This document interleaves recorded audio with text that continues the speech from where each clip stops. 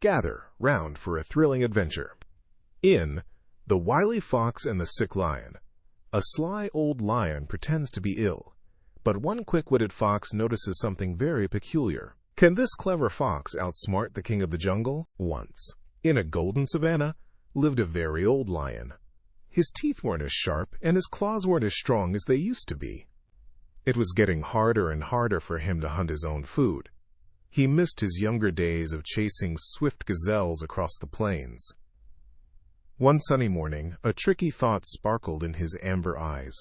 He decided to pretend he was very, very sick. The clever lion made sure all his animal neighbors heard the news. He let out a soft groan that echoed through the jungle. "Oh, dear, I'm so unwell," he whispered to the wind. Soon, whispers spread from the chattering monkeys to the busy little antelopes. Everyone heard that their mighty lion was very poorly. The cunning lion then settled down deeper inside his cool, shady cave. He arranged himself to look extra weak and helpless. His tail, with its fluffy dark brown tuft, lay still on the cave floor. He waited patiently, his amber eyes half closed but still very alert. He knew visitors, full of sympathy, would soon arrive. True to his plan, several kind animals soon came to see him. A gentle little deer, worried about her friend, peeked in first. A plump, trusting warthog waddled nervously behind her. They approached the large, sick-looking lion with worried frowns. "How are you feeling, dear lion?" they asked softly. The lion let out another weak moan. Pretending to be very sore, he invited them closer with a kind smile. "Please, dears," he rasped, "come a little closer so I can hear your sweet voices." The kind deer and warthog, meaning well, stepped further into the dark cave. They were too trusting to see the danger. And, one by one, as the sympathetic animals came close, the cunning lion quickly pounced.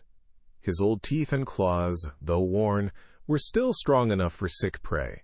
He ate them up, leaving no trace behind.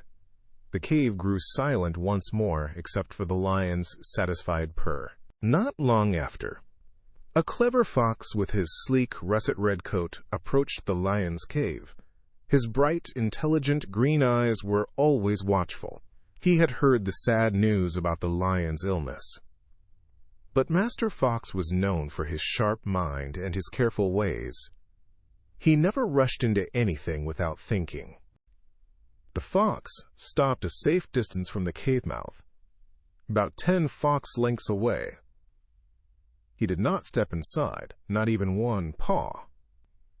"Good day, noble lion," he called out politely, his voice carrying clearly. "How are you feeling today? I hope you are recovering from your illness." The lion, hearing the fox's voice, opened his amber eyes a little wider. "Ah, my dear Master Fox," he rasped, trying to sound weak. "I am very ill indeed, feeling quite dreadful. Please, good friend, step inside for a moment so I may whisper my troubles to you." But Master Fox was very wise. He stayed right where he was, his bushy white-tipped tail twitching thoughtfully. He thanked the lion very kindly for the invitation, but his keen eyes were busy observing the ground. The sun cast long shadows near the cave entrance, revealing something important. "I should be glad to do as you ask, noble lion," the fox replied, his voice calm. "But I have noticed something very peculiar on the path to your dwelling." He pointed with his nose towards the ground. "There are many footprints leading into your cave, clear as day." The fox shook his head gently. The fox paused, letting his words hang in the still air.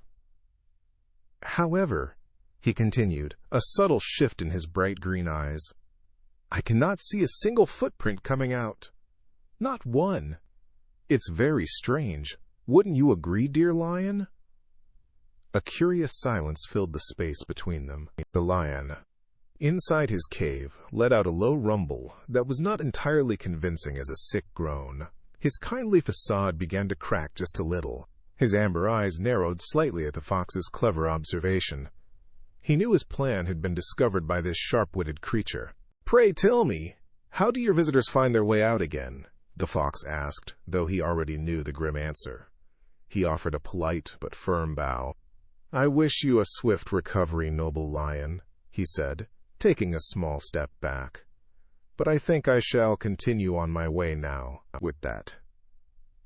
Master Fox turned and trotted away without another word. His heart beat a little faster, but he was proud of his careful thinking. He had avoided a terrible fate by paying close attention to the details. The lion watched him go, a frustrated snarl playing on his lips.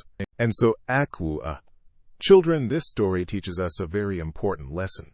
Always be careful and pay attention to what's happening around you. Things are not always as they seem, and sometimes a kind smile hides a trick. Always use your wisdom, just like the clever fox, to understand the true intentions of others. Ever dreamed of being the hero? Now you get to be the star. Your adventure starts at TalesMio. Visit talesmio.com now.